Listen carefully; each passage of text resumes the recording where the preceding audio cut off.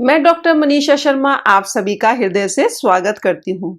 आज की इस वीडियो में मैं आपको पाप मोचनी एकादशी की कथा सुनाऊंगी। तो चलिए अपने इष्ट देव को प्रणाम करते हुए आज की कथा का शुभारंभ करते हैं।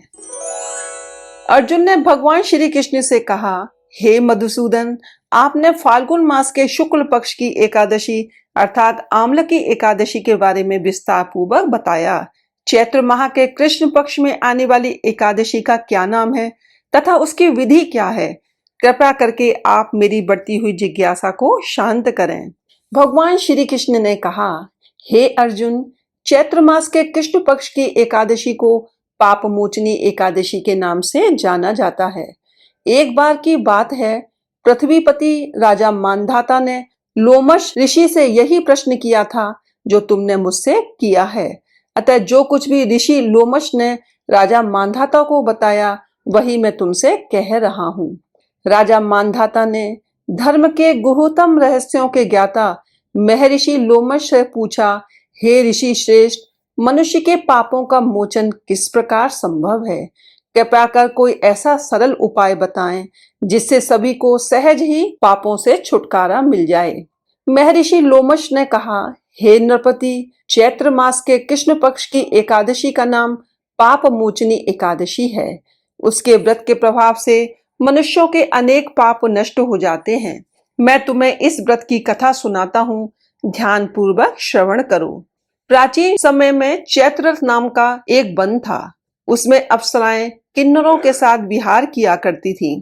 वहां सदैव बसंत का मौसम रहता था, अर्थात उस जगह सदा नाना प्रकार के पुष्प खिले रहते थे। कभी गंधर्व कन्याएं विहार किया करती थीं, कभी देवेंद्र अन्य देवताओं के साथ क्रीड़ा किया करते थे। उसी वन में मेधावी नाम के एक ऋषि भी तपस्या में लीन रहते थे। वे शिव भक्त थे। एक दिन मंजू घोषा नामक एक अप्सरा ने उनको मोहित कर उनकी निकटता का लाभ उठाने की चेष्टा की। इसलिए वह कुछ दूरी पर बैठ वीणा बजाकर मधुर स्वर में गाने लगी। उसी समय शिव भक्त महर्षि मेधावी को कामदेव भी जीतने का प्रयास करने लगे। कामदेव ने उस सुंदर अप्सरा के भ्रू का धनुष बनाया, कटाक्ष को उसकी प्रत्यंचा बनाई और उसके नेत्रों को मंजू घोषा अप्सरा का सेनापति बनाया। इस तरह कामदेव अपने शत्रु भक्त को जीतने को तैयार हुआ। उस समय महर्षि मेधावी भी युवावस्था में थे और काफी हृष्ट पुष्ट थे। उन्होंने यज्ञोपवीत तथा दंड धारण कर रखा था। वे दूसरे कामदेव के समान प्रतीत हो रहे थे। उस मुनि को देखकर कामदेव के वश में हुई मंजू घोषा ने धीरे धीरे मधुर वाणी से वीणा पर गायन शुरू किया। तो महर्षि मेधावी भी मंजू घोषा के मधुर गाने पर तथा उसके सौंदर्य पर मोहित हो गए। वह अप्सरा मेधावी मुनि को कामदेव से पीड़ित जानकर उनसे आलिंगन करने लगी। महर्षि मेधावी उसके सौंदर्य पर मोहित होकर शिव रहस्य को भूल गए और काम के वशीभूत होकर उसके साथ रमण करने लगे।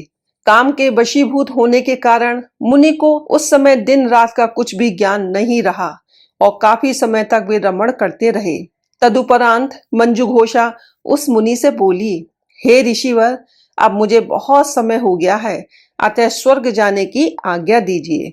अप्सरा की बात सुनकर ऋषि ने कहा, हे मोहिनी, संध्या को तो आई हो, प्रातःकाल होने पर चली जाना। ऋषि के ऐसे वचनों को सुनकर अप्सरा उनके साथ रमण करने लगी। इसी प्रकार दोनों ने साथ साथ बहुत समय बिताया। मंजू घोषा ने एक दिन ऋषि से कहा, हे विप्र, अब आप मुझे स्वर्ग जाने की आज्ञा दीजिए। मुनि ने इस बार भी वही कहा, हे रूपसी, अभी ज्यादा समय व्यतीत नहीं हुआ है, कुछ समय और ठहरो। मुनि की बात सुन अप्सरा ने कहा, हे ऋषिवर, आपकी रात तो बहुत लंबी है। आप स्वयं ही सोचिए कि मुझे आपके पास आए कितना समय हो गया। अब और ज्यादा समय तक ठहरना क्या उचित है? अप्सरा की बात सुन मुनि को समय का बोध हुआ और वे गंभीरता पूर्वक विचार करने लगे। जब उन्हें समय का ज्ञान हुआ कि उन्हें रमण करते समय 57 वर्ष व्यतीत हो चुके हैं, तो उस अप्सरा को वह काल का रूप समझने लगे। इतना ज्यादा समय भोग विलास में व्यर्थ चला जाने पर उन्हें बड़ा क्रोध आया। अब वे भयंकर क्रोध में जलते हुए उस तप नाश करने वाली अप्सरा की तरफ भ्रकुटी तान कर देखने लगे। क्रोध से उनके अधर कांपने लगे और इंद्रियां बेकाबू होने लगी। क्रोध से थरथराते स्वर में मुनि ने उस अप्सरा से कहा, मेरे तप को नष्ट करने वाली दुष्टा, तू महापापिन और बहुत ही दुराचारिणी है। तुझ पर धिक्कार है। अब तू मेरे श्राप से पिशाचिनी बन जा। मुनि के क्रोध युक्त श्राप से वह अप्सरा पिशाचिनी बन गई। यह देख वह व्यथित होकर बोली, हे ऋषिवर, अब मुझ पर क्रोध त्याग कर प्रसन्न होइए और कृपा करके बताइए कि इस शाप का निवारण किस प्रकार होगा। विद्वानों ने कहा है, साधुओं की संगत अच्छा फल देने वाली होती है और आपके साथ तो मेरे बहुत वर्ष व्यतीत हुए हैं, अतः अब आप मुझ पर प्रसन्न हो जाइए, अन्यथा लोग कहेंगे कि एक पुण्य आत्मा के साथ रहने पर मंजू घोषा को पिशाचिनी बनना पड़ा। मंजू घोषा की बात सुनकर मुनि को अपने क्रोध पर अत्यंत ग्लानि हुई, साथ ही अपनी अपकीर्ति का भय भी हुआ। अतः पिशाचिनी बनी मंजू घोषा से मुनि ने कहा, तूने मेरा बड़ा बुरा किया है, किंतु फिर भी मैं तुझे इस श्राप से मुक्ति का उपाय बताता हूँ। चैत्र मास के कृष्ण पक्ष की जो एकादशी है उसका नाम पाप मोचनी है। उस एकादशी का उपवास करने से तेरी पिशाचिनी की देह से मुक्ति हो जाएगी। ऐसा कहकर मुनि ने उसको व्रत का सब विधान समझा दिया। फिर अपने पापों का प्रायश्चित करने के लिए वे अपने पिता च्यवन ऋषि के पास गए। च्यवन ऋषि ने अपने पुत्र मेधावी को देखकर कहा, हे पुत्र, ऐसा क्या किया है तूने कि तेरे सभी तप नष्ट हो गए, जिससे तुम्हारा समस्त तेज मलिन हो गया है। मेधावी मुनि ने लज्जा से अपना सिर झुकाकर कहा, पिताश्री, मैंने एक अप्सरा से रमण करके बहुत बड़ा पाप किया है। इसी पाप के कारण संभवतः मेरा सारा तेज और मेरे तप नष्ट हो गए हैं। कृपा करके आप इस पाप से छूटने का उपाय बताइए। ऋषि ने कहा, हे पुत्र, तुम चैत्र माह के कृष्ण पक्ष की पाप मोचनी एकादशी का विधि तथा भक्ति पूर्वक उपवास करो, इससे तुम्हारे सभी पाप नष्ट हो जाएंगे। अपने पिता च्यवन ऋषि के वचनों को सुनकर मेधावी मुनि ने पाप मोचनी एकादशी का विधि पूर्वक व्रत किया। उसके प्रभाव से उनके सभी पाप नष्ट हो गए। मंजू घोषा अप्सरा भी पाप मोचनी एकादशी को उपवास करने से पिशाचिनी की देह से छूट गई और पुनः अपना सुंदर रूप धारण कर स्वर्ग लोक चली गई। लोमश मुनि ने कहा, हे राजन, इस पाप मोचनी एकादशी के प्रभाव से समस्त पाप नष्ट हो जाते हैं। इस एकादशी की कथा के श्रवण व पठन से 1000 गौ दान करने का फल प्राप्त होता है।